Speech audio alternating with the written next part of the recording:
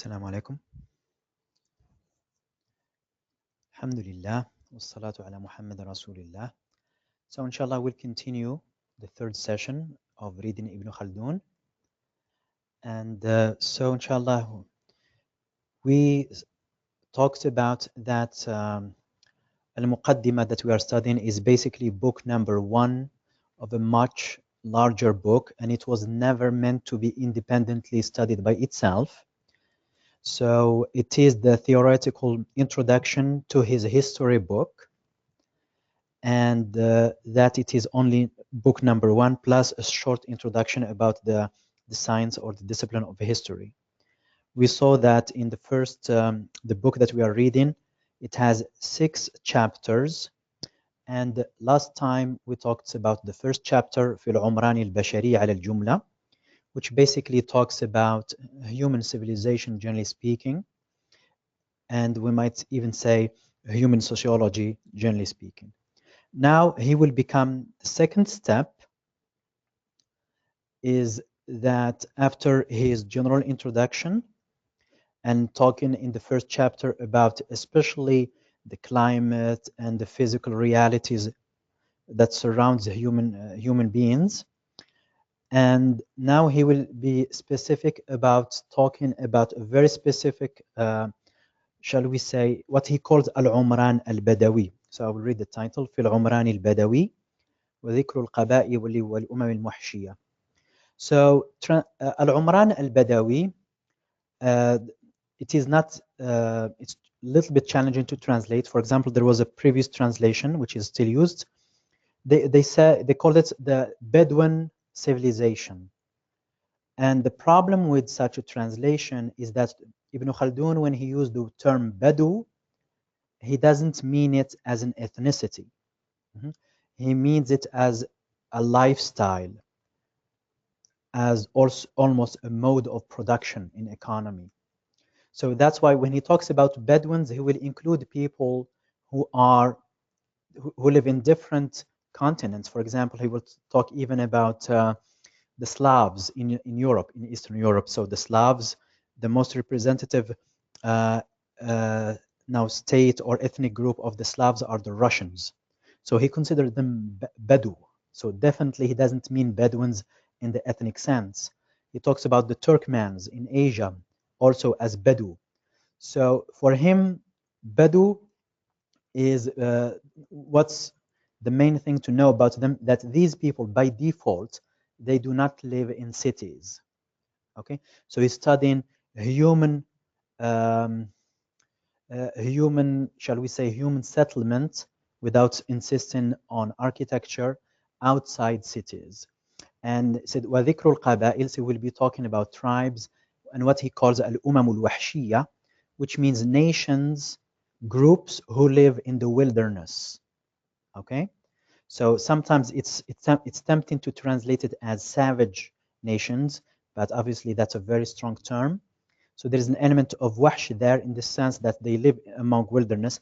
It has an impact on them, and he will speak about it. Now, so this chapter, he divided into 29 sub chapters. However, some of these sub chapters are quite small, meaning, for example, just 2 or 3 paragraphs, and they are mainly what we may call his remarks, what he has noticed in dealing with these people. And for example, we know that he was usually a very skillful negotiators with tribes. And reading this this chapter, you'll get the conclusion that he really, in a sense, he has a deep respect for them.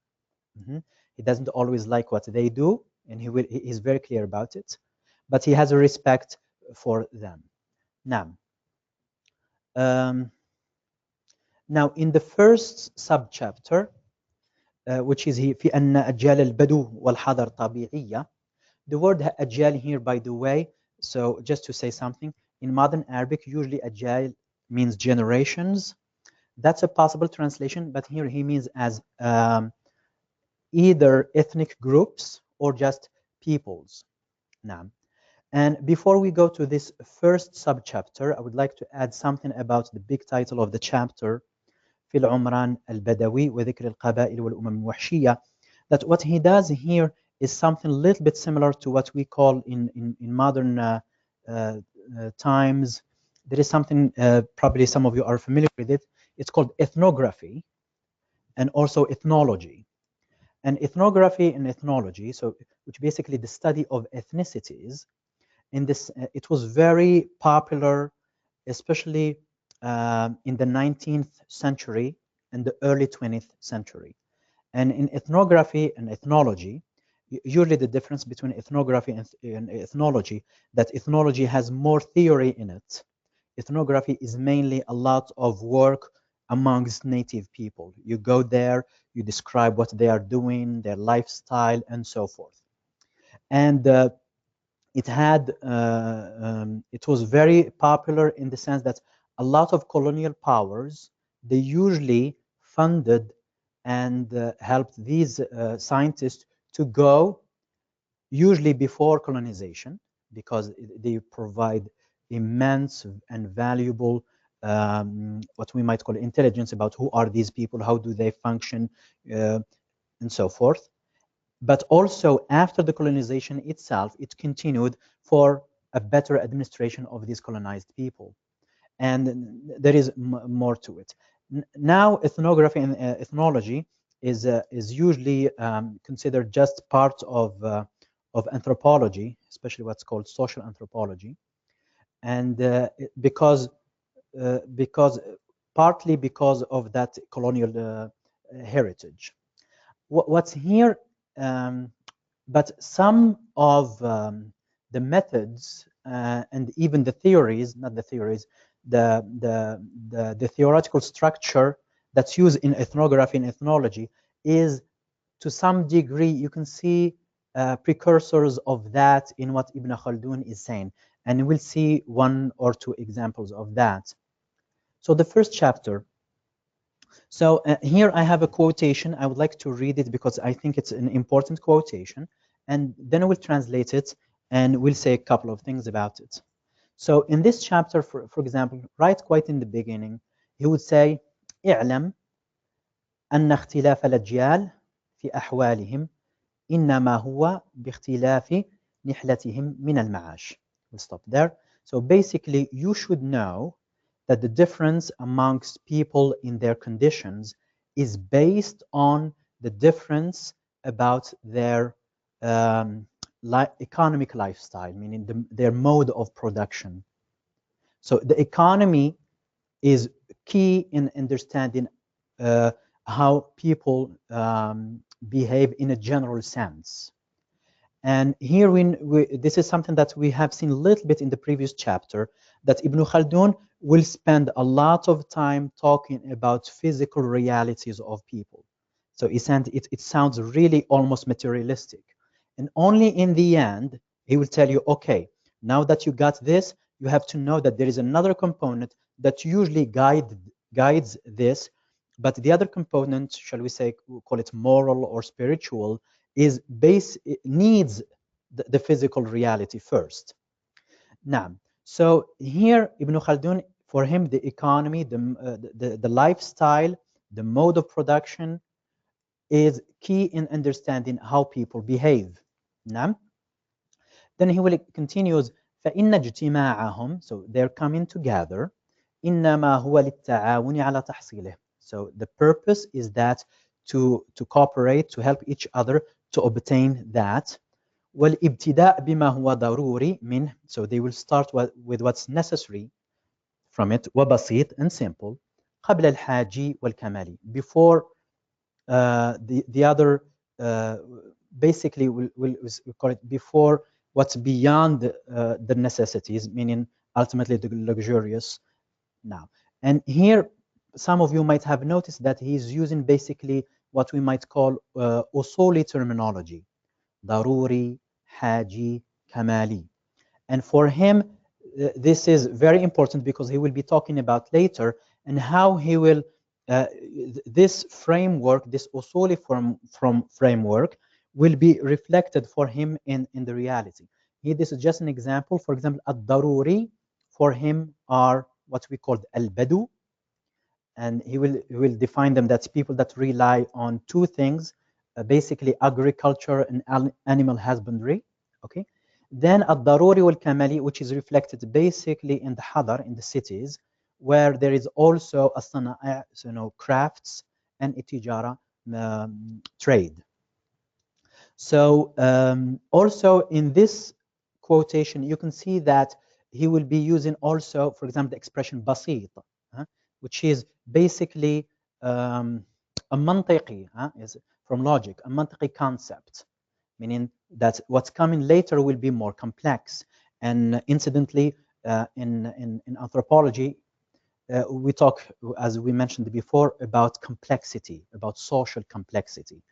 And this idea about social complexity, which is still very important, is something that he will elaborate, and we will compare them briefly to what modern anthropologists do. Now, so in the title he said في أن أجيال البدو والحضر طبيعية. So the people who have this Badu lifestyle, or that lives in the cities, the connection between them is quite organic, meaning that in a sense they need each other, and there is a continuum between them. So that's why he will give us in the second sub chapter, he will elaborate on the idea. So, and for him, he will focus on mobility. The population that you are studying, how mobile is it? And now we have to keep in mind that we are talking about pre-industrial societies. So comparing them with our society sometimes is a little bit misleading. So let's focus on his time. He lived in the 14th century. And let's see how he elaborates. Now, certain things that he said that might not be very obvious to us, but certain things are quite relevant. So obviously he will go, okay, the city, the people in the city, they are, they're sedentary, they stay there by default, they don't move much by default. Now outside the city is what he calls al-badu. Now, al-badu in his definition are people who in their lifestyle, in their mode of production, they rely either on az-zira'a, agriculture, or as-sa'ima, meaning animal husbandry. Okay, and this distinction has sometimes they do both, sometimes they focus on one instead of the other.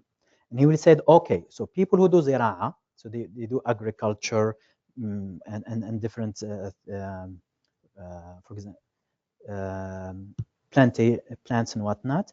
So as Zira'a said, by default, they're attracted to settling, al-muqam, okay, which makes sense.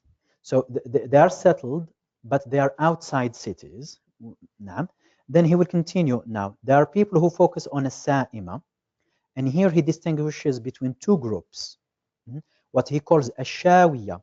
And Ashawiya are people who focus, who focus on raising things like sheep, goats, cows, and so forth. Naam. So that's their focus.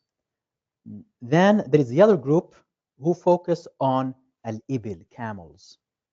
And why he distinguishes between these two groups? Because for him, those who Ashawiya are, generally speaking, they are not as mobile as people who focuses on raising camels.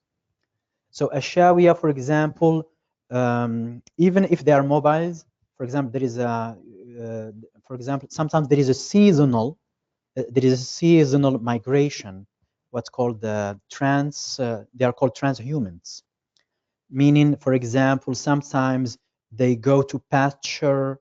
In the summer, they will, for example, in mountains, sometimes they will go to the top of the mountain in the summer. And in the winter, when it's cold, they will go to the bottom of the mountain. So there is movement, but it's limited. Now, al-ibil, no, it's a different story. He said that these people are attracted to wide spaces, they are much more mobile, and they are the ultimate Badu. They are the ultimate Badu. And these people, he will say that perhaps the best example are usually found among Bedouin Arabs. Now, because later he will focus on them, he will tell us what are their characteristics. Now, so that's why he will, and Ibn Khaldun is interesting. So when he will talk about these, what we call the people of Ibil, the people of camels, sometimes he just say Al-Arab, Al-Arab. But he means specifically these people. They are Bedouins and they are people of camels, and they move. Their mobility is very massive. Now, then he will give us some characteristics that he has noticed in these people. Now, so and these are short sections, but they are quite relevant in what he thinks of these people. Now, so that will take us. So for Al-Badu, he will dedicate subchapter 3, 4, 5, 6, 7, 8, 9, and 10. So we have about 7 subchapters where he will talk about Al-Badu. Now Al-Badu, so and here he will give us some general statements. For example, here in the first one, Al-Badiya Aslul Umran. Al-Badiyatu Aslul Umran. And here, Al-Badiya, we can translate it loosely as the countryside, is the foundation of civilization,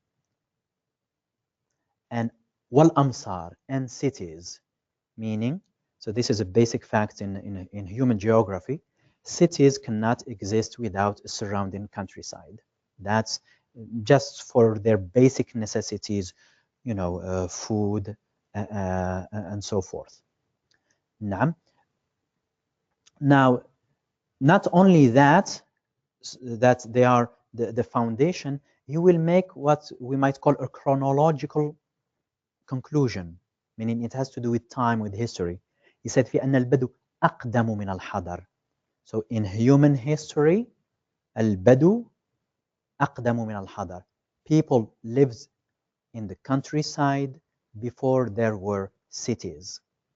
البدو أقدم من الحضر وسابق عليه. So now what we might call he juxtapose complexity with chronology.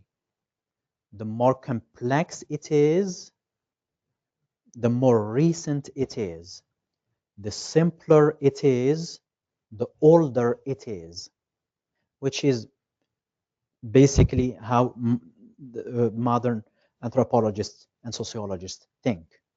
So there is an element of, we might call it a social evolution. Now, I know that's a strong word, but there is something like that. Okay. So that's the chronology. Now, then he will be talking about how Al-Badu, in their characteristics, which is number 4. في أن أهل البدو أقرب إلى الخير من أهل الحضر. أهل البدو أقرب إلى الخير من أهل الحضر. So he said, because of their simpler lifestyle, they are basically closer, he will say it in fact, they are closer to fitra. They are closer to fitra. That's why individually أقرب إلى الخير. نعم. Just a side note, for example, in his remarks, he will be saying good things about Badu, but he will be also saying bad things about Badu. So just to let you know that things different are coming. So أقرب إلى الخير. نعم.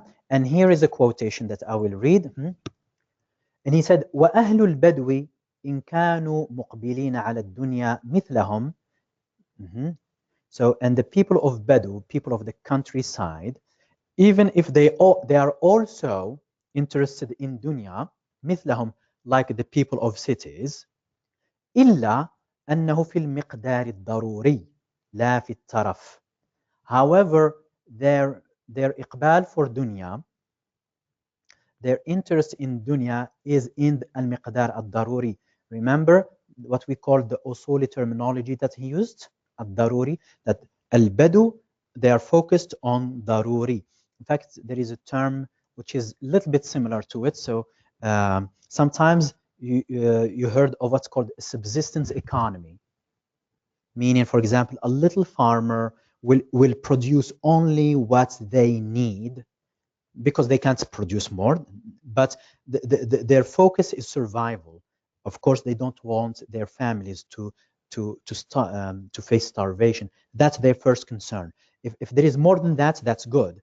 But their focus is that they produce what enough for a whole year.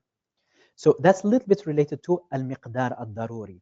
Now, Ibn Khaldun takes it a little bit farther, and he said that sure, their production is daruriyat, but also when it comes even in their sins, as a rule, their sins are related to what's daruri. And like people of the city who do something else, which is a taraf, luxury, in a sense that the sin, I mean, this is a general statement, almost a stereotype, that the people of city, their sins are more devious. Nam, he said, لا في الترف. Okay? فهم, so the people, the Badu are أقرب إلى الفطرة. They're much closer to pristine human nature.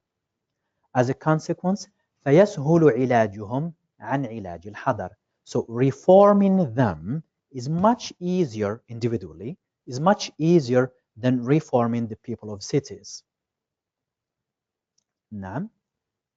So that's something for the people, the Badu.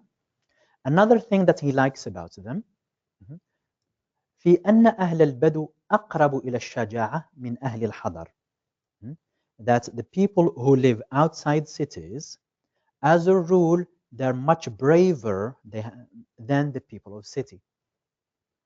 And one reason for that the people of city are more into luxurious lifestyle.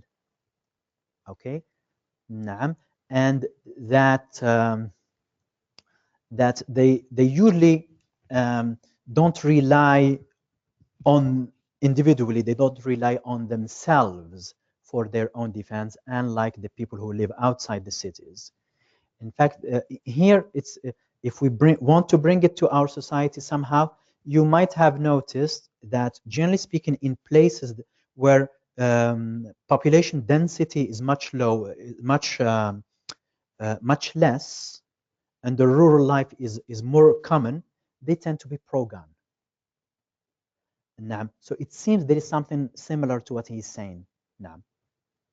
And in that subchapter, he said something that although it's not necessarily related to this subchapter only, and I will read it. وَأَصْلُهُ, which is related to this, why the people who live outside cities are braver, meaning they are more interested in their self-defense. وأصله أن الإنسان ابن عوائده ومألوفه لا ابن طبيعته ومزاجه. نعم. So this general statement is that man, meaning human beings, in fact they are the children of their habits and what they are used to, not the children of their nature and their composition. So there is a huge debate about in sociology and the social sciences, which one is more important for human beings? Is it usually they say, is it nature, meaning the nature of the person, shall we say, or nurture, meaning the environment? In this case, Ibn Khaldun is clearly more interested that the environment is key. The environment is key in fashioning human behavior, albeit at a general grand scheme. Now, something similar to that is in the next subchapter. في أن معاناة أهل الحضر للأحكام مفسدة للبأس فيهم ذاهبة بالمنعة منهم. It is related to the previous one. And so what is he saying basically? That people of cities, because they live in a regulated environment, that regulation, and of course usually the presence of government is much more felt, it affects them negatively in the sense that their sense of bravery is diminished, meaning that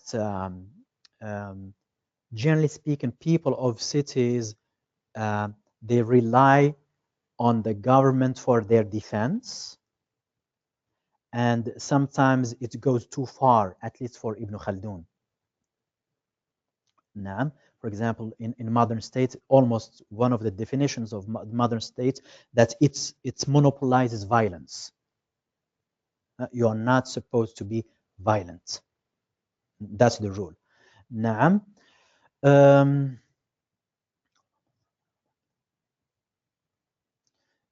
Naam. Another remark that he has, which is and here it goes back to why Ibn Khaldun is insisting on this separation between urbanites and people who live outside the city. And we have to remember that during the time of Ibn Khaldun, the states, basically, they were all kingdoms. The heads of states, they were all kings.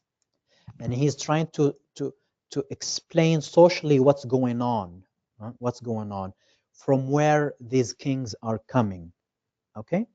And the idea that he will explain further later is that, generally speaking, for you to reach the top, to be the head of state, to be a king, there are certain steps that you have to go through, and it might take generations.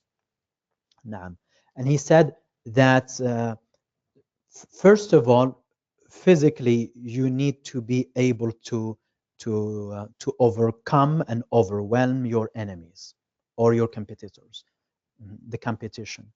And for that, you need what he called asabiyya, okay? And the term asabiyya for Ibn Khaldun is key, and it's for him, it's a key concept that will explain the evolution of the state in human society. So asabiyya basically is a strong feeling of solidarity that is usually seen between tribesmen. The members of one tribe, they are related by asabiyya, by solidarity. And that solidarity in its origin is a biological solidarity, because these people originally, they're related. They are supposed to come from the same ancestor and so forth. Now, so we'll get back to that, just to explain why he will go to speak about أهل العصبية. Now, so the number 7, في أن سكن البدو لا تكون إلا للقبائل أهل العصبية. Now he said, living outside cities is not successful except for tribes who have a clear solidarity. One reason for that is defense. That's why he say in here, النعرة على ذوي أرحامهم, meaning that you are more inclined, if your neighbor, of course this is in the countryside, for example, is maybe almost a mile away. If your neighbor is related to you by blood, for example cousins, you are more inclined to check on their well-being more often, and if they need defense, you are more inclined to defend them, and so forth. Unlike if somebody is not related to you, you are less inclined to do that. Now he will speak more about al-asabiyya. في أن العصبية إنما تكون من الالتحام بالنسب أو فيما معناه. That العصبية, this solidarity, is by default coming from nasab, is biological. These you share blood with these people, in the sense that they are cousins, brothers, and so forth. They are somehow related. However, he said, أو فيما معناه. That's, yes, that's the rule, but it doesn't always has to be that way, because sometimes even tribes, they can adopt a person as a tribe member, although his lineage is not from them. But that's also if they accept you, and you in a sense there is allegiance for each other, that also can work. However, that's here, it's rather an exception, not the rule. Now, since he's talking about lineage, he will say two things. First of all, that generally speaking, when it comes to lineage and ethnicity, he will say that a pure ethnicity, if such a thing exists, you don't expect to see it in cities. It's rather the more mobile people are, the more isolated they are, the more their lineage is shall we say, undisturbed and clear. That's why he said في أن الصريح من النسب إنما يوجد للمتوحشين. So it's they really live in the wilderness. في القفر, almost in desert. For example, like Arabs meaning the Bedouin, the people of camels, shall we say. ومن في معناهم. Even when we said ومن في معناهم, for example, he will be he can be referring to people who, for example, in North Africa, there are certain Berber groups, especially in the south, that they are people that they all they do basically they are like Bedouins in the sense they live on camels and they live in the Great Sahara Desert, in a huge, basically, which is almost a continent in itself. Hence, وَفِي مَنْ مَعْنَاهُمْ. For example, what I have in mind are what's the people they call the Tuareg. Sometimes in the media, you hear them referred to as the blue men, because they dress in blue and they usually cover their faces. You see only their eyes. Now, so these people, they usually know their lineage very, very well, and it's much easier to do because they don't interact with other people a lot. Now, about interacting, that's chapter number 10. He will talk about how lineages, and especially ethnicities, they get mixed. And basically, he will say that, of course, in towns, you have a lot of travelers, you have a lot of strangers, you have a lot of intermarrying. So people, they generally speaking, they are of mixed backgrounds.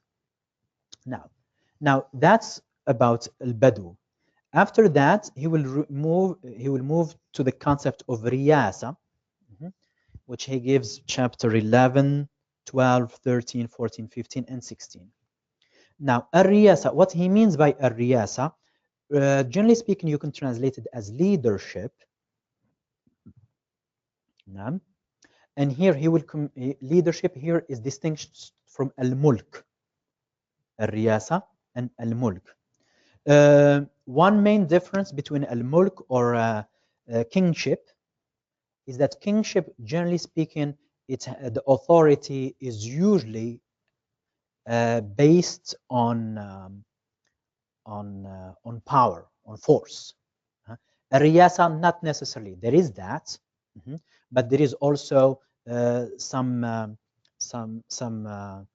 might be part of it might be respect. For example, just a tribal elder, just so not necessarily based on power. However, riyasa itself is associated with al-Badu. And he said, now, so al-Badu, so these people, and he said, the more mobile they are, the more prone to gather a lot of striking force. Especially, once again, we are in pre-modern time. Mobility, that it's very important. In fact, armies, effective armies, are very mobile. Okay, these people, their lifestyle is mobile. Okay, so in fact, one example that might come to mind, because maybe it's a dramatic example, the Mongols. They are Badu in that sense, very mobile, and they gathered an immense force. And when they attacked, I mean, they controlled. I mean, they destroyed a lot of civilizations, and they controlled a huge part of Asia. Sometimes it's considered the biggest empire ever. I mean, in continuum. So, so Ibn Khaldun is focused on people like these, because in his time, how new dynasties rise, he said it's al-asabiyah. You cannot reach power and reach kingship if you don't have asabiyah. Now, and that asabiyah usually, in its essence, usually it's tribal. Now he's a little bit more specific. He said that, but however, those tribes, usually they are a confederation of tribes. Even within themselves, there is a hierarchy. That's why he said, في أن الرياسة لا تزال في نصابها المخصوص من أهل العصبية. Meaning that even, for example, if we talk about the Mongols, not all Mongol tribes are the same. The royal household is in a specific tribe, and that tribe, it dominated the other tribes because of a reason. And he said, if kingship is outside that tribe, the whole system might collapse. Now, then number 12, في أن الرياسة على أهل العصبية لا تكون في غير نسبهم. Okay. Now he, in this sense, he is. We said that he negotiated a lot of tribes, and here he wants basically to tell you that if you are going to deal with tribes, make sure that your interlocutor, the representative of the tribes, is somebody who is from amongst them, who they respect. Otherwise, it will not work.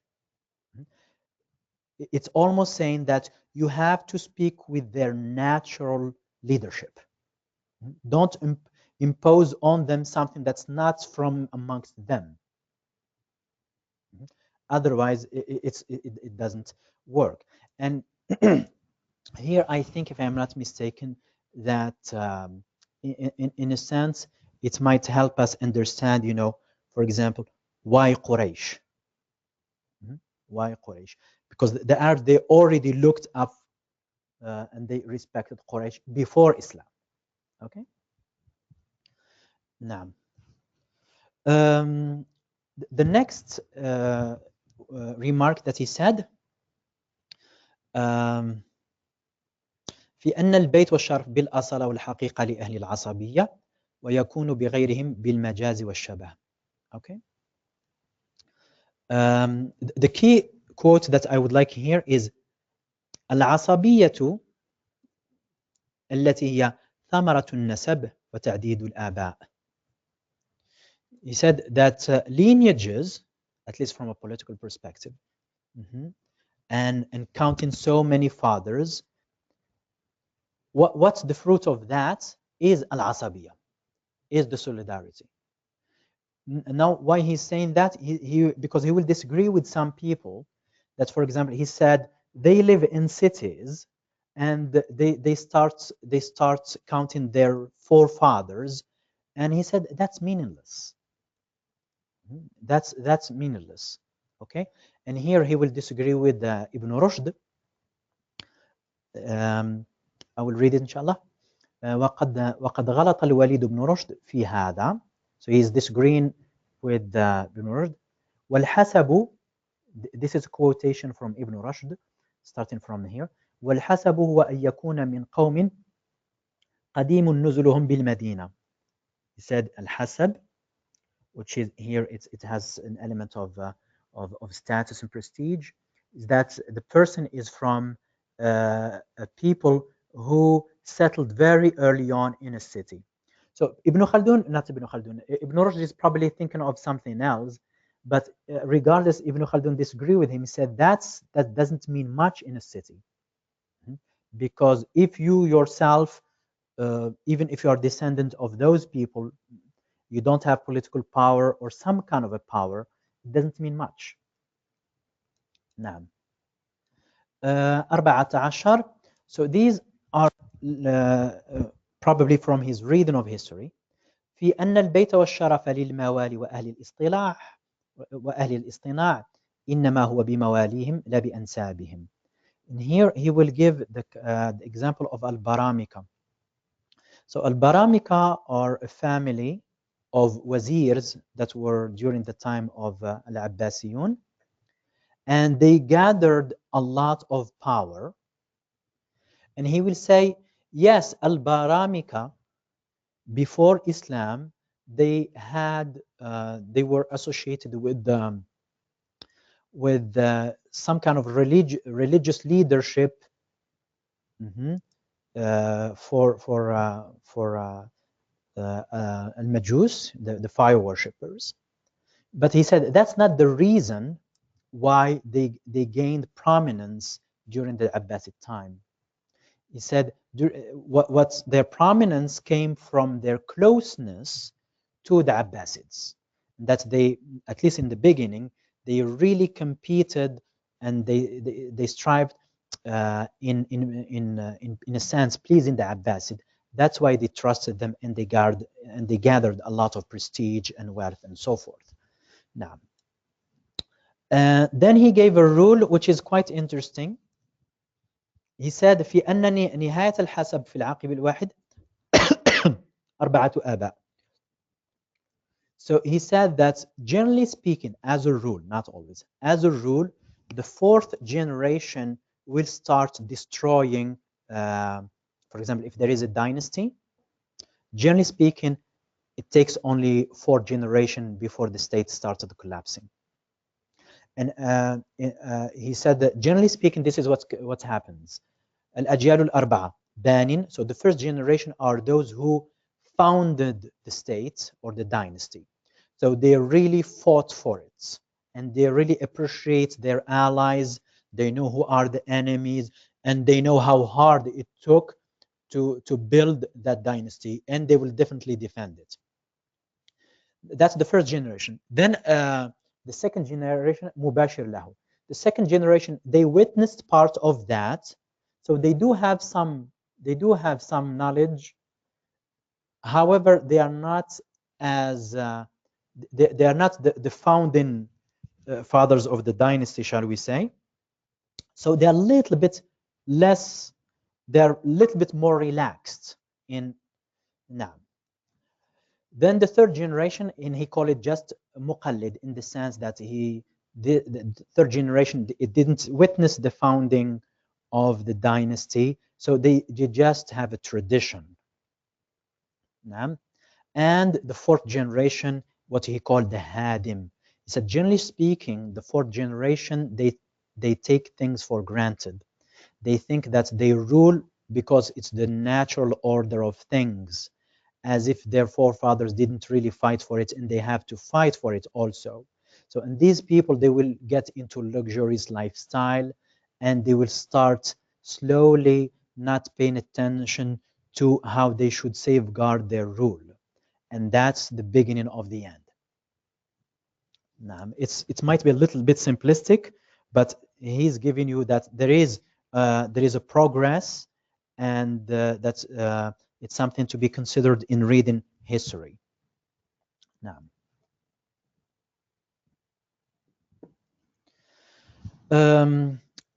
before he will move to Al-Mulk, I will just read the title. في أن الأمم الوحشية أقدر على التغلب ممن سواها.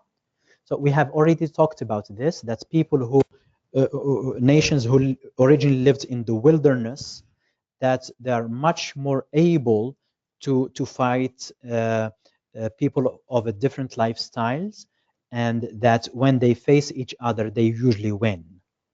And what's interesting here, he will look at a human history, he will look at the animal kingdom, to animals. He said, this exists also in animals. And he will say things like this. He said, just compare a domesticated animal with its equivalent in nature. Which one is much stronger? Which one does it look healthier? And so forth. And so comparing human activity with animals, he does it more than once. Now the last section is al-mulk, so kingship. Now and we went beyond al-asabiyya and we are talking about kingship. And here he will say something which anthropologists would find very profound because they use it every day. في أن الغاية التي تجري إليها العصبية هي الملك. That the aim, the goal of العصبية, of solidarity, is ultimately kingship or statehood.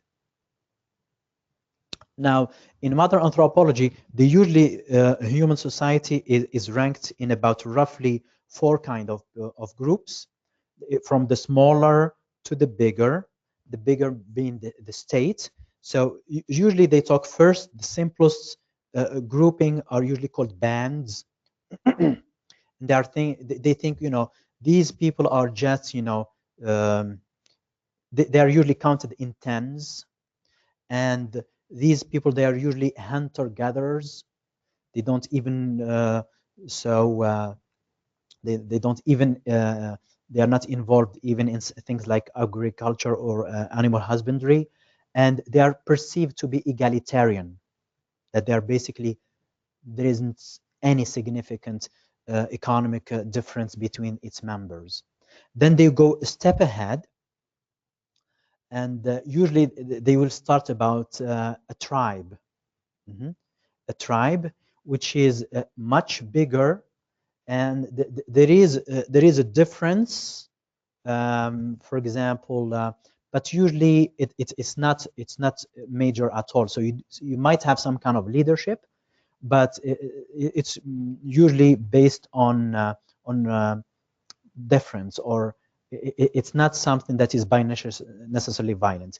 Anyway, so then after the tribe, you have what's called the chiefdoms.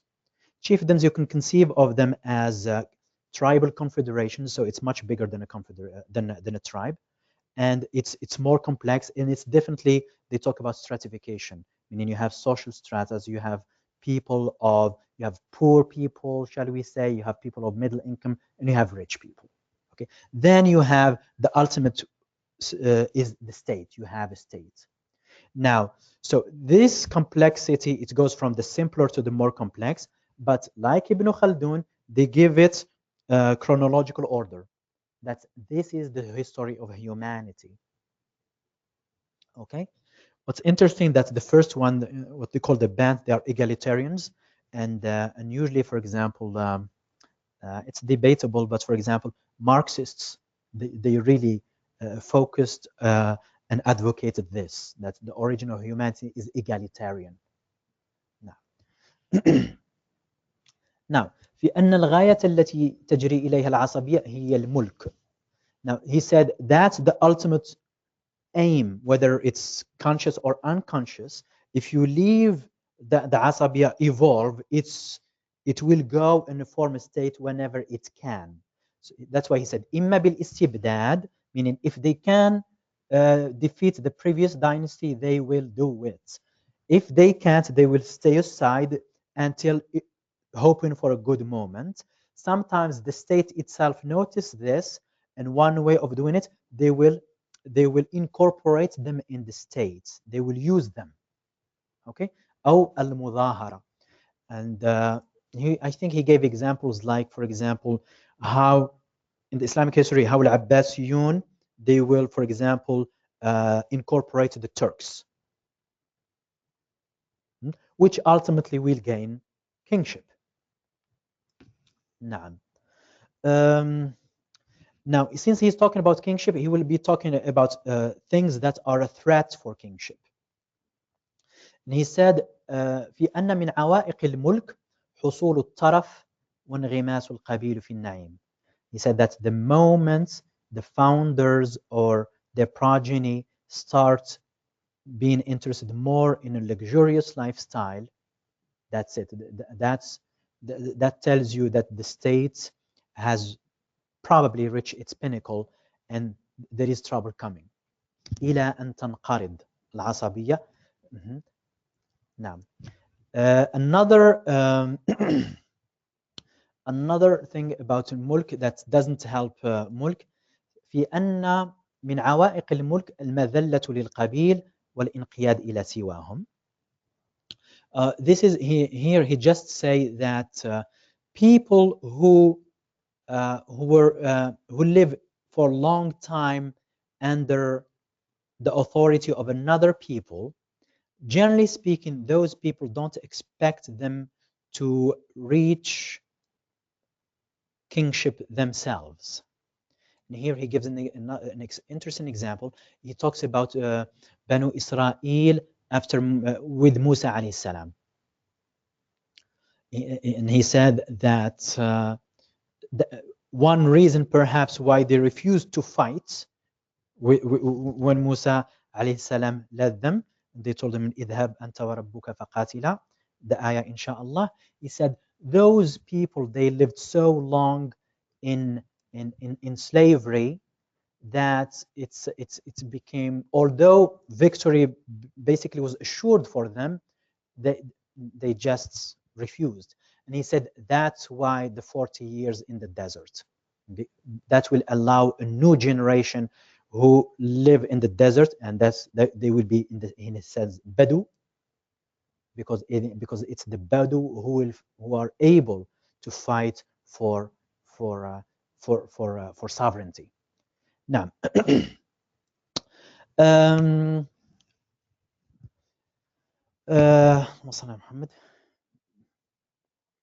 so I will keep it brief for the rest, and they are in a sense related. This is important for 20. He said that al-asabiyya, yes, it helps you to reach power. It helps you to reach power. But once you reach power, you need more than the asabiyya. And he said he said you need to promote good values and protect them. في أن من علامات الملك التنافس في الخلال الحميدة. And he said that once the state, the dynasty is not promoting good values, and meaning they become clearly corrupt, there is no way they can continue for a long time. Nam?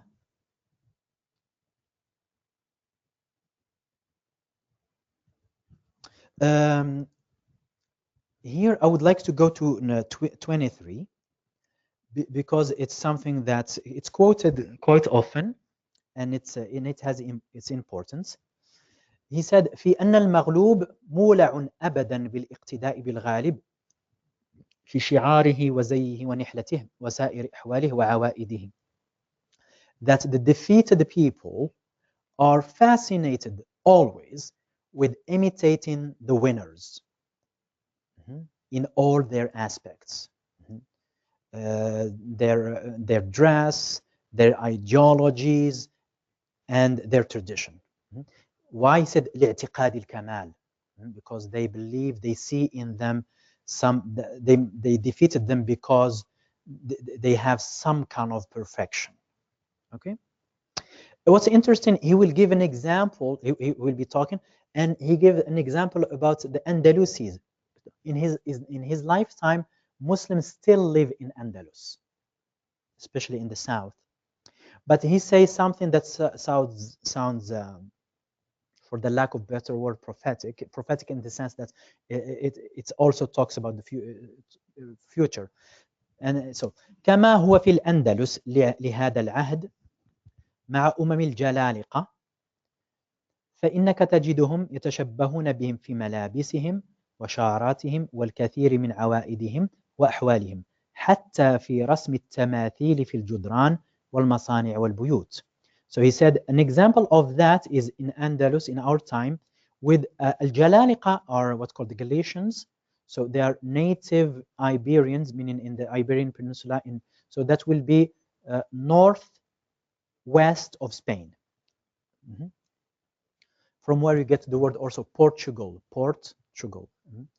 Mhm. So anyway, he said that the current Muslims, they seem to be fascinated with them to the point that they started acting like them in their dress and a lot of their traditions. In fact, to the point that it became, you can see that Muslims, or Andalusis at least, they have at least drawings of human pictures in their walls and in their homes and whatnot. And he said something quite key. حتى لقد يستشعر عن ذلك بعين الحكمة أنه من علامات الاستيلاء والأمر لله. He said to the point that you might feel through the eye of wisdom that's a sign of الاستيلاء, meaning that one way of translating it, that they are dominating them. And then he said والأمر لله, meaning in a sense he could tell that this, if they continue like this, they are gone. نعم.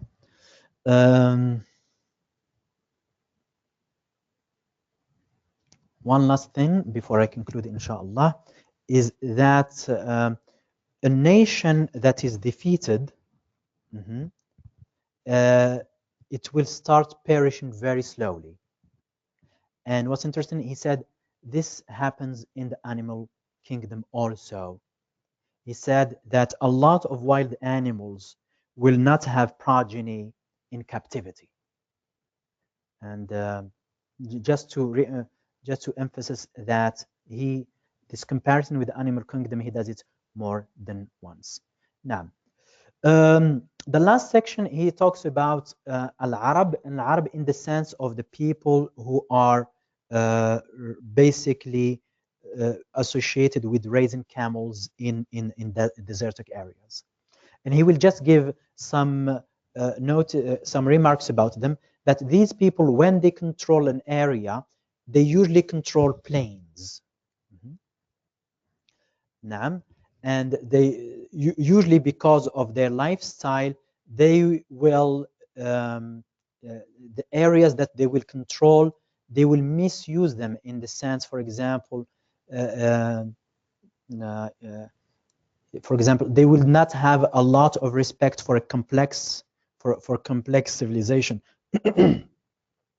And that he said, because of where they grew up. And he said that changes with generation down the road. However, those generations down the road, they are not Bedouins anymore. And I will stop here, inshallah, and if there are questions, please let me know. In the meanwhile, so this is, now he's talking about Bedouins, people who live outside cities. So inshallah, in another chapter, he will talk about people who live in cities, their characteristics, what's good about them and what's bad about them. Naam, inshallah, yes. You mentioned Banu Israel just a few minutes ago about there was an analogy that was being made there. Can you please repeat that? Naam. So inshallah, let me try to find where it is. So he said that generally speaking, that a nation that that spend a lot of time under the authority of another nation, and in the case of Banu Israel, they were in captivity, shall we say. Those people, it's hard for them to fight for sovereignty. Okay, and he said one reason that might explain why they refused to fight with Musa alayhi salam, although that basically victory was assured for them, that these people, they got so much used to humiliation that for them being sovereign and fighting and leadership, for psychologically, perhaps it was too much for them. Ustad, you mentioned in the beginning that to think about like when we're having this discussion to think pre-industrial, and kind of I guess the theme has been that the more mobile you are, the faster you can like I guess like evolve into a dynasty. Why did that change? The stronger you will become. The stronger you will become. Why did that change with the Industrial Revolution, or and if it did, how so? Mobility for the armies is still a fact. You know, now people talk about, you know, projecting power, meaning that even if a state is in a different continent, it can threaten a country in the other hemisphere because they can project power. Okay, they can reach them. Now, the difference between post-industrial is that, for example, in this time when we talked about farmers, most of them they had what we call the production were to survive. Now, for example, a lot of farmers, they have what they call cash crops. It's capitalistic. It's a different mode of production. Okay, so a farmer here doesn't have necessarily. I mean, there are certain similarities, but they can be very different from a farmer of that time. Because a farmer who, even now, a farmer in a poor country that produces mainly to survive is one thing, and a farmer in an industrial country that produces cash crops and has a global business is a different thing altogether. نعم.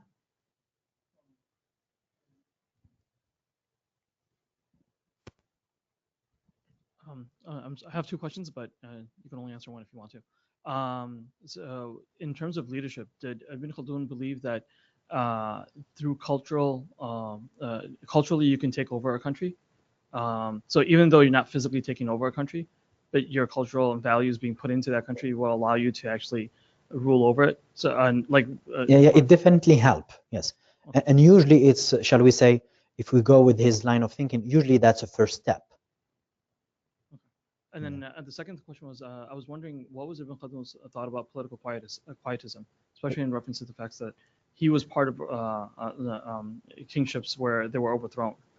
Yes. So Ibn Khaldun, in a sense, was obviously he was a scholar, and quite interesting because he noticed change of power quite a bit, and he, to the point that might sound very perhaps strange for us, he has absolutely no problem. So if a king is defeated, there is a new king from a different dynasty, and they invite him to help them, he goes. It's not personal at all. You come him, you want him to take care of an administrative position or not, and the previous dynasty or state is gone, by default he's with you. So once again, it doesn't seem that it was personal for him. Dr. Choukri, we have an online question. What is the Arabic term for what you are calling mode of production? So mode of production, in fact, it's quite a Marxist term. So in modern Arabic, it's called something like usually namatul intaj, namatul intaj. But this is a modern terminology. Yes. Naam, perhaps we'll turn if we have questions from the side of the sisters.